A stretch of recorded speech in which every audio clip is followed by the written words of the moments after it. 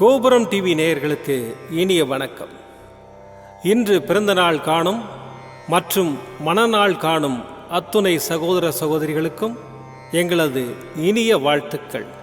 பாபாவின் ஆசிகளோடு பல்லாண்டு காலம் நீங்கள் எல்லா வளங்களும் செல்வங்களும் பெற்று நலமுடன் வாழ வாழ்த்துகிறோம்.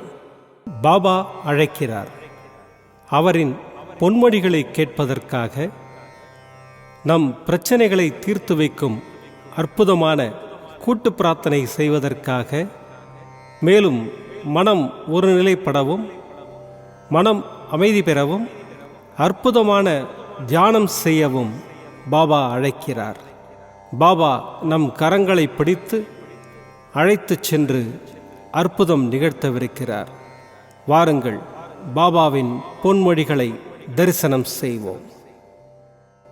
அன்பு குழந்தையே, எல்லாம் முடிந்துவிட்டது என்று நீயே உன்னை முடக்கிக் கொள்ளாதே. மனதை ஒருநிலைப்படுத்திப்பார். உன்னை சுற்றியுள்ள வாய்ப்புகள் புலப்படும். எல்லா சந்தர்ப்பங்களும் தானாக அமையாது. நீதான் அதை உருவாக்கி கொள்ள வேண்டும். வெற்றி தோல்விகளை சகஜமாக எடுத்துக்கொள்.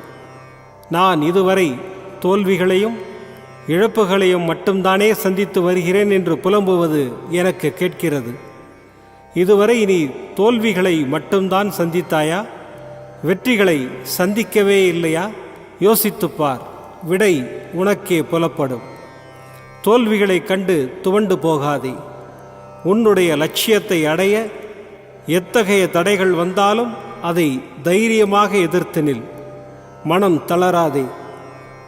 உனது ஆசைகள், எண்ணங்கள் அனைத்தும் கூடிய விரைவில் நிறைவேறும். நீ வருத்தப்படுவதால் எதுவும் மாறாது.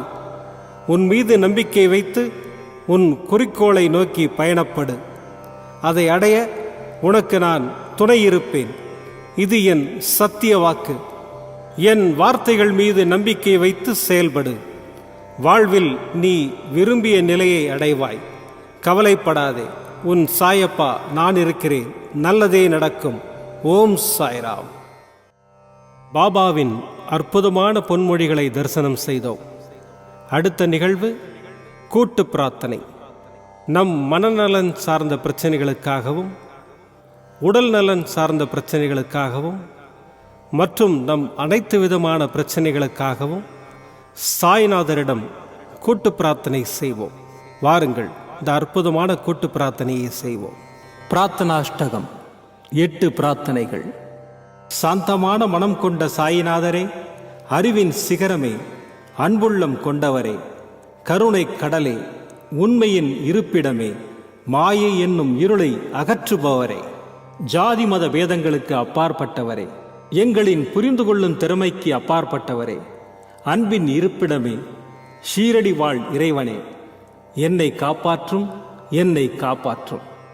ஞான சூரியனே, ஞானத்தை வழங்குபவரே, பக்தர்களின் மனங்களில் உலவிடும் பரமஹம்சரே, அனைத்து நன்மைகளுக்கும் காரணமானவரே, தங்களை சரணடைந்தவரை காப்பவரே, படைக்கும் தொழில் புரியும் பிரம்மாவும் காக்கும் கடவுளான விஷ்ணுவும் நீங்களே. 3 உலகங்களையும் யுகங்கள் முடிவில் தன்னுள் ஐக்கியமாக்கிக் கொள்ளும் ருத்திரனும் தாங்களே. நீங்கள் இல்லாத இடம் இந்த பூமியில் ஏது? எல்லாம் அறிந்த இறைவன் நீங்கள். எங்கள் எல்லோரின் இதயங்களிலும் வசிப்பவரும் நீங்களே. எனது எல்லா குற்றங்களையும் மன்னிக்க வேண்டும் என்று வேண்டி கேட்டுக்கொள்ளுகின்றேன். அலை அலையாய் தொடர்ந்து வரும் சந்தேகங்களையும் மனமயக்கங்களையும் போக்குவீராக. நீங்கள் கோமாதா, நான் பிறந்த இளங்கன்று. நீங்கள் சந்திரன், நான் சந்திரகாந்த கல். தங்கள் பாதங்கள் கங்கை நதி. பணிவுடன் இந்த தாசன் உங்கள் பாதங்களில் தலை வணங்குகிறேன். உங்கள் கைகளை என் தலைமீது வைத்து ஆசை கூறுங்கள். என் கவலைகளும் துன்பங்களும் பறந்தோடட்டும். இந்த கணு தங்களின் தாசன். இந்த 8 துதிகளையும் கூறி நான் உங்களை சாஷ்டாங்கமாக நமஸ்கரிக்கின்றேன். எனது பாவங்கள், துன்பங்கள் மற்றும் ஏழ்மை நிலை இவை யாவும் உடனடியாக விலகி ஓடட்டும். ஓம் சாய்ராம். ஓம் சாய்ராம். ஓம் சாய்ராம். அற்புதமாக கூட்டு பிரார்த்தனை செய்தோம். பாபா நம்முடைய கோரிக்கையை ஏற்று நிச்சயமாக நமக்கு அற்புதங்களை செய்வார் என்பது சத்தியம். இனி கண்களை மூடி பாபாவை மனதில் நிறுத்தி பாபாவின் அற்புதமான சக்தி வாய்ந்த மந்திரத்தை அனுபவிப்போம். சாயி தயாலம் சாயி கிருபாலம் சாயி அனந்த திரிகுணஸ்வரூபம் நமோ சாயிநாதம் நமோ சாயிநாதம் நமோ சாயிநாதம் நமோ சாயிநாதம். சாயி தயாலம் சாயி கிருபாலம் சாயி அனந்த திரிகுணஸ்வரூபம் நமோ சாயிநாதம் நமோ சாயிநாதம் நமோ சாயிநாதம் நமோ சாயிநாதம். சாயி தயாலம் சாயி கிருபாலம் சாயி அனந்த திரிகுணஸ்வரூபம் நமோ சாயிநாதம் நமோ சாயிநாதம் நமோ சாயிநாதம் நமோ சாயிநாதம். சாயி தயாலம் சாயி கிருபாலம் சாயி அனந்த திரிகுணஸ்வரூபம் நமோ சாயிநாதம் நமோ சாயிநாதம் நமோ சாயிநாதம் நமோ சாயிநாதம். சாயி தயாலம் சாயி கிருபாலம் சாயி அனந்த திரிகுணஸ்வரூபம் நமோ சாயிநாதம் நமோ சாயிநாதம் நமோ சாயிநாதம் நமோ சாயிநாதம்.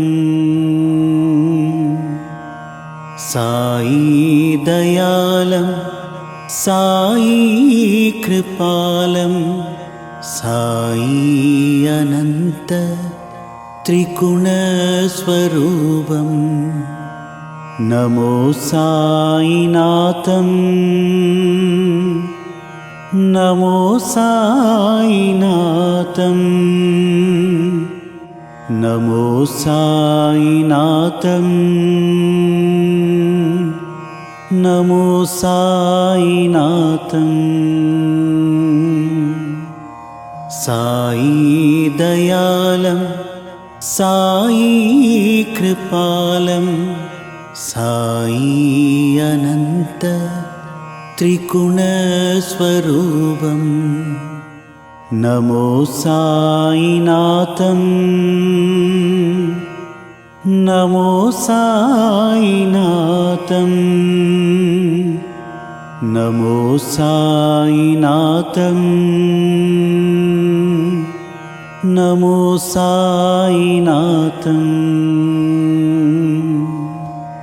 சாயி தயாலம் சாயி கிருபாலம் சாயி அனந்த திரிகுணஸ்வரூபம்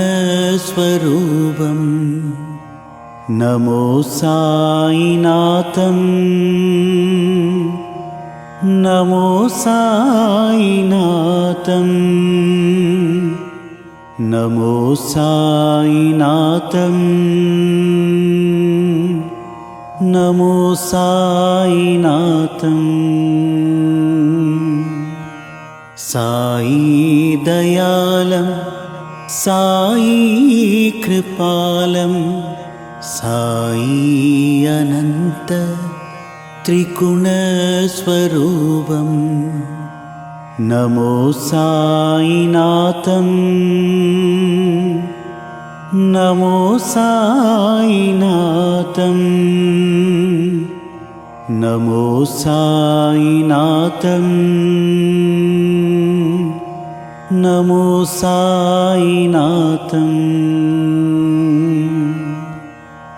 साई दयालं साई कृपालं साई अनंत त्रिगुणस्वरूपं नमो साईनाथम्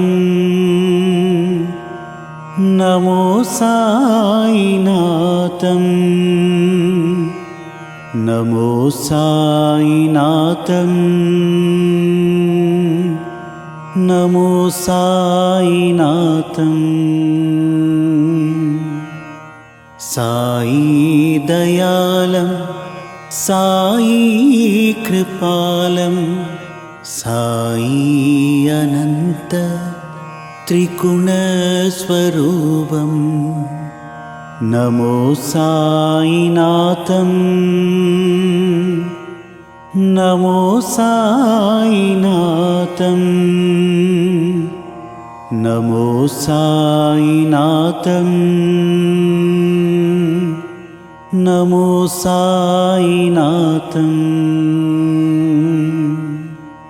साई दयालं साई कृपालं साई अनंत त्रिगुणस्वरूपं नमो साईनाथम् नमो साईनाथम् नमो साईनाथम् नमो साईनाथम् साई दयालं साई कृपालं साई अनंत त्रिगुणस्वरूपं नमो साईनाथम् नमो साईनाथम् नमो साईनाथम् नमो साईनाथम् साई दयालं साई कृपालं साई अनंत त्रिगुणस्वरूपं नमो साईनाथम् नमो साईनाथम् नमो साईनाथम् नमो साईनाथम् साई दयालं साई कृपालं साई अनंत त्रिगुणस्वरूपं नमो साईनाथम् नमो साईनाथम् नमो साईनाथम् नमो साईनाथम् साई दयालं साई कृपालं साई अनंत त्रिगुणस्वरूपं नमो साईनाथम् நமோ சாயிநாதம். நமோ சாயிநாதம். நமோ சாயிநாதம். சாயி தயாலம் சாயி கிருபாலம் சாயி அனந்த त्रिगुणस्वरूपम्. नमो साईनाथम्. नमो साईनाथम्. नमो साईनाथम्. नमो साईनाथम्. साई दयालम् साई कृपालं साई अनंत त्रिगुणस्वरूपं. नमो साईनाथं. नमो साईनाथं. नमो साईनाथं. நமோ சாயிநாதம். மீண்டும் நாளை காலை இந்த அற்புதமான பாபா அழைக்கிறார் நிகழ்ச்சியில் சந்திப்போம். நன்றி, வணக்கம். விதம் விதமான பக்தி நிகழ்ச்சிகளை உங்களுக்காக தந்து கொண்டிருக்கிறது உங்கள் கோபுரம் டிவி. உங்களுக்கு பிடித்த நிகழ்ச்சிகளை லைக் செய்யுங்கள், உங்களுக்கு பிடித்த மாணவர்களுக்கு ஷேர் செய்யுங்கள். மேலும் சப்ஸ்கிரைப் செய்வதோடு மட்டுமல்லாது அருகில் இருக்கும் பெல் பட்டனை கிளிக் செய்து கோபுரம் டிவி நிகழ்ச்சிகளை உடனுக்குடன் தெரிந்து கொள்ளுங்கள். மற்றும் ஒரு மகிழ்ச்சியான செய்தி, கோபுரம் டிவி ஆப்பை கூகுள் பிளே ஸ்டோரில் ஃப்ரீ டவுன்லோட் செய்து கோபுரம் டிவி நிகழ்ச்சிகளை தொடர்ந்து கண்டுகளியுங்கள், பாருங்கள், ரசியுங்கள், பரவசமடையுங்கள். gopuramtv.com. பக்தி பக்திமயம்.